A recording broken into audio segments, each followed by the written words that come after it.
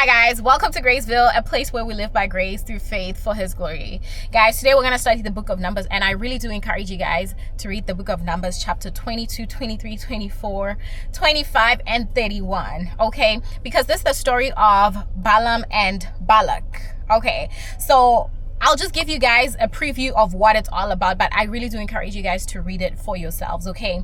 So Balak was the king of Moab, and Balaam was a prophet. So Balak saw what the Israelites were doing, conquering their neighbors and stuff like that. So Balak was afraid that, okay, the Israelites are going to come here and take over our land. So let me call for a prophet whose name was Balaam, so that he can come and curse the Israelites, right? So he sends his officials to go get the prophet, right? So that he can come and curse the Israelites, so that when they come, they're not able to like overtake him and stuff like that.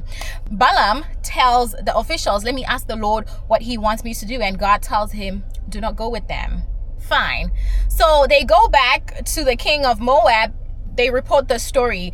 But now Balak, who's the king of Moab, sends now big officials, like high officials, because he sent his officials at first, but now he's sending the ones with the higher rank that, hey, go call this man. I want him to come and curse the Israelites, right? And then they tell him, Balaam, you know there's a price. So they told him the first time, and he's like, whether I take your price or not, like I can't do anything unless the Lord tells me to do it, right? So he tells them, okay, let me inquire from the Lord. And God tells him, just go, but don't say anything that I didn't say. Now God, as Balaam went, he was very angry. Now we see on the way as they are going, the donkey tries stopping, because he was on a donkey. Now the donkey tries, stopping him and stuff like this. Like he keeps beating the donkey, but the donkey has seen the angel of the Lord, which was before him. Now as he was wrestling with his donkey, it starts speaking, right? And as it starts speaking and asks him, like, have I ever done this to you before? Like, why do you beat me like this? And then the Lord opened his eyes and he saw the angel, right? So, okay, bottom line, he ended up getting there. So he tried to curse the Israelites, but he couldn't. Every time he tried to speak a curse word, blessings will follow. So he kept on blessing Israel, because God had told him that you cannot curse what is blessed. So it got to the book of Numbers 24, where they kept on changing the location of where they wanted to offer sacrifices to God. Maybe God would change his word. Maybe he'll change here. Maybe he wouldn't bless Israel, but curse them and stuff like that. But every time he spoke, blessings came out of Balaam's mouth, because God was telling him, I don't want you to say anything, only what you hear from me. So then God will speak through him, speak blessings. Now, it ended there. So in Numbers 25, men of Israel started being sexually immoral with the Moabites. So I'm like, what is going on here? What happened to Balaam and stuff like that? So I kept on reading, and then I went to Numbers 31. This is what stood out to me in the book of Numbers, chapter number 31, right? Because like after the plague, now they had to go avenge, the Israelites that were dead. So in verse 15, this is what Moses said. Have you allowed all the women to leave? He asked. Verse 16 says, they were the ones who followed Balaam's advice when he enticed the Israelites to be unfaithful to the Lord in the Pur incident, so that a plague struck the Lord's people. So now, when I got here, I was like, okay, so Israel was seduced by Moab because Balaam had given an advice to the women of Moab to come and seduce the Israelites. Now I was like, hold on, now I do get why the New Testament says about Balaam what it says about him. Okay, I'll read those scriptures. But now I do want to say this, that Balaam heard the Lord. He heard God. He spoke to God, really, and he heard him. And this is where the scripture that says that God is not a man that he should lie, neither is he human that he should change his mind. This is where it came from Numbers 23, that whole incident, when Balaam was trying to curse the Israelites, but blessings kept on coming out of his mouth, right? So now I was shocked when I read this, because I'm like, okay, Balaam, you love money so much such that you ignored everything that you heard from God. You ignored the fact that the Israelites cannot be cursed. He knew that the Israelites cannot be cursed, because every time he tried to curse, a blessing came up, right? And now he's like, okay, what can we do? Because he was promised, like, whatever you want, I can give you anything that you want. So he's like, okay, because I cannot get God to curse the people that he has blessed, what can we do? Now he sends the women of Moab to seduce the Israelites. Now God ended up killing his own people because they did not listen to him. They were just so disobedient. Sexual immorality came in, and it was chaotic. Now, like, my issue was with Balaam, because notice this, Balaam heard God. He heard God. He spoke to God, and he saw what God was doing. But still, even though he heard what God has said and he knew what God would do, he still chose his own way. Balaam loved money more than anything. 2 Peter chapter number 2, verse number 15, it says this. So 2 Peter, and the one that I'm going to read, Jude 11, it mainly talks about, false teachers and stuff like that. And this is what it says. I encourage you guys to read from verse number 1, but I'm just going to read, for the sake of time, I'm just going to read the particular verse that I want to read. Okay, it says, they wandered off the road and followed the footsteps of Balaam, the son of Beor, who loved to earn money by wrongdoing. But Balaam was stopped from his mad course when his donkey rebuked him with a human voice. Jude 11 says this. It says, what sorrow awaits them? It's still talking about like false teachers and, It says, what sorrow awaits them, for they follow in the footsteps of Cain, who killed his brother. Like Balaam, they deceived people for money. Like Korah, they perish in their rebellion. Balaam knew that God had said no. Why do you keep on going back to God when he has told you no?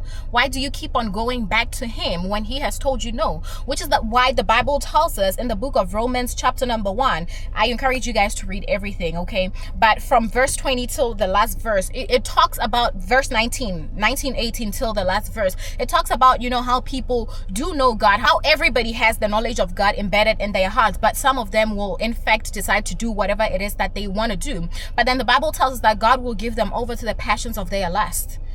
God will give them over to the passions of their hearts, their evil hearts. And I do want to say this. The Bible tells us that the inclination of the human heart has been evil from childhood. So as God keeps telling you, do not do this, but you keep going back to him. I want to do this. There's a point where God will give you over to whatever it is that you want to do. There's a point where he would just hand you over to whatever you want to do and be like, okay, go ahead. This is what you want. Go get it. Now, I do want to say this. Balaam heard from God, and he still decided to disobey God. He loved money more than God, because if he loved God more than money, then he would have understood that God said, I cannot curse these people, and cool, that's it. He would have went back home. But now to think that he also wanted the Israelites, like he loved money so much to a point where he was like, what can I do to help the Moabites? To a point where he had to encourage the women of Moab to seduce the Israelites. Right now, when you take a look at this, you also realize this, that Judas also, he loved money more than he had loved the Lord. And all these people, Judas and Balaam, were in the presence of the Lord. They spoke to God, like really. But still, they had their own passions, and God ended up giving them to the desires of their hearts, which is evil from childhood, as the Bible tells us. Now, I do want to say this. When God keeps telling you, don't do this, don't do this, don't do this, don't do that, and you keep showing him that, hey, I don't care about your advice, there's going to be a point where God lifts up his hand off of your life because you're pushing it away. God is so much graceful to a point where his hand is over our lives. But when you keep showing him that I don't want your help, he's going to lift his hand off of your life, and you're going to suffer all these things that he was trying to protect you from. Now, I do want to say this, that this Balaam story actually shook me, because these people are people that have heard from God. Now, I do want to ask you this before I finish, that who is your heart set on? Because you can hear God, you can do what God says you should do, just as Balaam spoke what God had told him to speak, but afterwards he still went on to pursue his own desires. What is it that is in your heart that is stopping you to follow God's instructions every time? That yes, you do follow them and you go elsewhere to do otherwise. Paul said in his letter to the Corinthians that examine yourself to see if you're still in the faith. These are the things that I encourage us to do, like examine yourself, see what it is that you love. And if at all you love something more than God, tell him that, God, I don't have as much love for you as I would want to. Help me to love you more. Teach me how to love you more. We were in sin, and when you start coming to God, he teaches you how to love him. But if you do not acknowledge that you need his help, if you do not acknowledge that, God, I need you, There's no how he can come into your life if you don't invite him, because God is a gentleman. He won't force his way.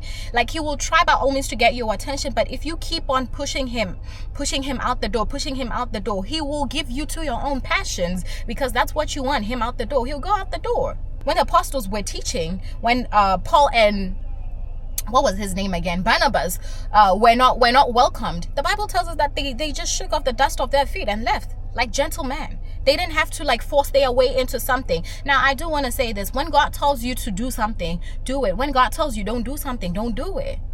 Okay? Because realize this, that God can give you over to the passions of the lust of your flesh. God will give you and can give you over to the desires of your heart if you keep pushing him away. Now, I do want to say this. I talked about like how I always pray that God, even in my free will, help me to pick you.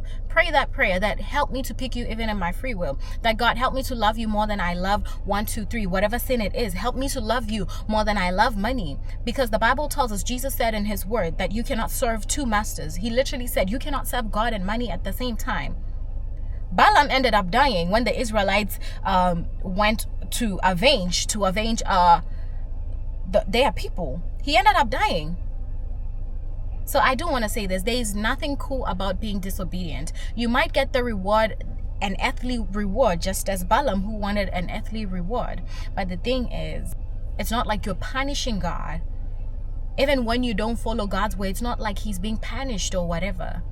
It will hurt him to see you fall into eternal fire. But God really does love us. Now, I do want to say this, guys, that we are not perfect. Nobody is perfect. Keep on surrendering your desires to God, because he cares. Now, I do want to say this: you having to know God and you having to preach the word does not mean that you cannot be tempted. The Bible tells us that Jesus Christ was tempted in every aspect, yet he did not sin. Now, don't think just because you share the word, just because you hear from God, you were safe from everything. You can still be tempted. You can still fall. Your heart can still long for the things that God delivered you from. But the thing is, you have to constantly keep surrendering them to God. But the thing with Balaam is, he had these desires. He wanted money so much to a point where he was like, I'm willing to sell God's people for money. I just want to encourage you that don't give in to the evil desires of your heart. Don't give in. Ask God to renew your heart, to renew everything, to renew your mind. Okay? You don't have to die in sin. It's hard, yes, sometimes, but you don't have to keep on giving into the desires of your flesh, because the flesh will lead you to your own death. That is why the Bible tells us that walk by the Spirit so that you do not gratify the desires of the flesh. The flesh is always in conflict with the Spirit, and the Spirit is always in conflict with the flesh. Paul tells us that we are inwardly groaning. Creation too is groaning. Do you know how hard it is sometimes to want to do something good, but your flesh just wants to do something else?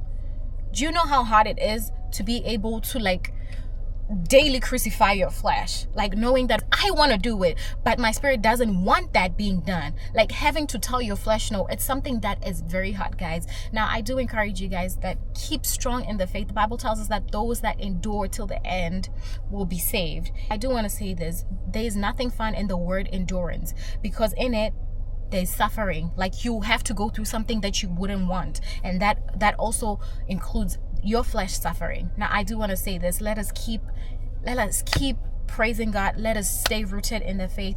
And I do want to say I love you so much, guys, and God loves you more. And remember, Jesus is Lord, and through him we can do all things. Okay, so I love you so much, guys, and thank you so much for watching. Bye.